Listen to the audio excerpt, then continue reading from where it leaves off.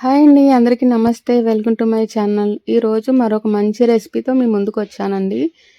ఇది ఇది గోదావరి రుచుల్లో ఒకటైన కోడిగుడ్డు ఎండు చేపల ఇగురు అన్నమాట. చాలా బాగుంటుందండి. ఈ కూర ఎలా ప్రిపేర్ చేసుకోవాలనేది చూపిస్తున్నాను ఇప్పుడు. ముందుగా ఎండు చేపల్ని శుభ్రంగా కడిగి ఒక గిన్నెలో ఉంచాలన్నమాట. తర్వాత గుడ్లు కూడా వేస్తున్నాను కాబట్టి వాటిని ఉడకబెట్టి ఒలిచి పక్కన పెట్టాను. తర్వాత 3 పచ్చిమిర్చి, ఉల్లిపాయలు కట్ చేసి పెట్టుకోవాలండి. ఉల్లిపాయలు అనేది ఈ కూరకి కొంచెం ఎక్కువ వేసుకోవాలన్నమాట. అంటే గ్రేవీ రావాలి కదా, అందుకోసమని ఎక్కువ వేసుకోవాలి. తర్వాత స్టవ్ వెలిగించి బాండి పెట్టుకొని కర్రీకి తగినంత ఆయిల్ వేసుకొని ఆయిల్లో కొద్దిగా పసుపు వేసుకొని గుడ్లు ఫ్రై చేసుకోవాలన్నమాట. గుడ్లకి చిన్న చిన్న హోల్స్ పెట్టి వేస్తాం కదా, అలా కన్నా కూడా ఇలా నాట్లు పెట్టుకొని వేసుకుంటే బాగుంటుందండి. గ్రేవీ అంతా కూడా పీల్చుకుని గుడ్డు చప్పగా ఉండకుండా టేస్ట్గా ఉంటుంది. అలాగే ముందుగా పసుపు వేసుకుని వేయించుకోవడం వల్ల మాడిపోవండి. బాండీకి గుడ్లు అంటుకోకుండా ఇలా మంచి గోల్డెన్ కలర్లో వచ్చి చక్కగా ఫ్రై అవుతాయి. అదొక మంచి టిప్ అన్నమాట. అది తీసిన తర్వాత గుడ్లు తీసిన తర్వాత అదే ఆయిల్లో మళ్ళీ ఎండు చేపలను వేసుకొని బాగా వేయించుకోవాలి. కొంతమంది అయితే పచ్చివి వేసేస్తారండి. అలా వేస్తే కూర అంతా నీచు వాసన వచ్చేసి అస్సలు టేస్ట్ బాగుండదన్నమాట. మనం ఇల్లు ఒళ్ళు స్మెల్ వచ్చేసింది అంటారు కదా, అలా వచ్చేసింది. మనం వాటర్ తాగిన గ్లాసులు కూడా స్మెల్ వచ్చేస్తాయి అన్నమాట అలా వండుకుంటేనే. ఇవి ఇలాగ బాగా ఫ్రై చేసుకొని ఇవి కూడా ఒక బౌల్లోకి తీసుకొని పక్కన పెట్టేసుకొని ఇప్పుడు ఉల్లిపాయలు వేసుకొని బాగా ఫ్రై చేసుకోవాలి. చేప ముక్కలు చూస్తున్నారు కదా, ఆ కలర్ వచ్చే వరకు కూడా మంచిగా వేయించుకోవాలి.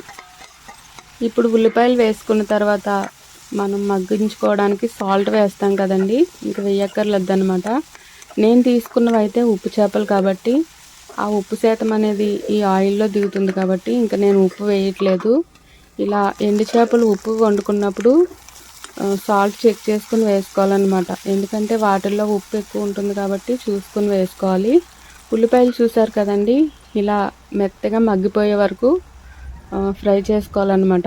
ఇప్పుడు కర్రీకి తగినంత కారం వేసుకోవాలి. నేను 1½ స్పూన్ వేసాను. ఉప్పు ఇప్పుడు వరకు వేయలేదు కాబట్టి ఇప్పుడు కొంచెం వేసాను అనమాట. కల్లుప్పు వేసాను. ఇవన్నీ బాగా కలిసేలా కలుపుకొని తగినన్ని నీళ్ళు వేసుకోవాలండి. నేను ఒక పెద్ద గ్లాస్ నీళ్ళు వేసాను. ఎందుకంటే గుడ్డుకి అది గ్రేవీ బాగా పట్టాలి కాబట్టి కొంచెం నీళ్ళు వేసుకోవాలన్నమాట. ఇలా గుడ్డు మునిగే వరకు వేసుకున్నట్టుగా నీళ్ళు వేసుకోవాలి. ఇప్పుడు మూత పెట్టి బాగా ఉడికించుకోవాలి. ఇలా నీళ్ళు బాగా కూర ఉడుకుతుంది కదండి, ఈ సమయంలో ఒకసారి కలుపుకొని చేప ముక్కలు వేసుకోవాలన్నమాట. ఉప్పు అనేది ఇప్పుడు చూసుకోకూడదండి. చేప ముక్కలు వేసిన తర్వాత కొంచెం ఉడికాక సాల్ట్ సరిపోయిందా లేదా అనేది చెక్ చేసుకోవాలి. ఎందుకంటే ఈ ముక్కలకి ఉప్పు ఉంటుంది కాబట్టి నేను అలా చెప్తున్నాను. ఉప్పు లేని ఎండు చేపలు కూడా అమ్ముతారండి, అవి ఇంకా రుచిగా ఉంటాయి. బీపీ అది ఉన్నవాళ్ళు అలాంటి చేపలు తెచ్చుకొని వండుకోవాలి. వీటిల్లో ఉప్పు ఎక్కువ ఉంటుంది. బీపీ ఉన్నవాళ్ళు ఉప్పు ఎక్కువ తినకూడదు కాబట్టి వాళ్ళు ఉప్పు లేని ఎండు చేపలు తెచ్చుకొని తింటే మంచిదన్నమాట. ఇవి వేసుకున్న తర్వాత మళ్ళీ మూత పెట్టి ఉడికించుకోవాలన్నమాట. నేను ఇంకా గరిటె పెట్టి కదపలేదండి. గరిటె పెట్టి కదపమంటే చేపలు విడిపోయి ముళ్ళులు కూర అంతా అయిపోయి తినలేకుండా అయిపోతుందన్నమాట. అలాగే నేను ఇలా గ్రేవీగా వచ్చే వరకు కూడా ఉడికించుకున్నాను. చూసారు కదా, ఇప్పుడు స్టవ్ ఆఫ్ చేస్తున్నాను. ఉప్పు చూసానండి, సరిపోయిందనమాట. ఇంకా అస్సలు వేయలేదు నేను. ఇది గ్రేవీ కోసమని ఉల్లిపాయలు ఎక్కువ వేసుకోవాలని చెప్పాను కదా, ఒక 4 ఉన్న వాళ్ళకైతే ఈ కూర అలా సరిపోతుందన్నమాట.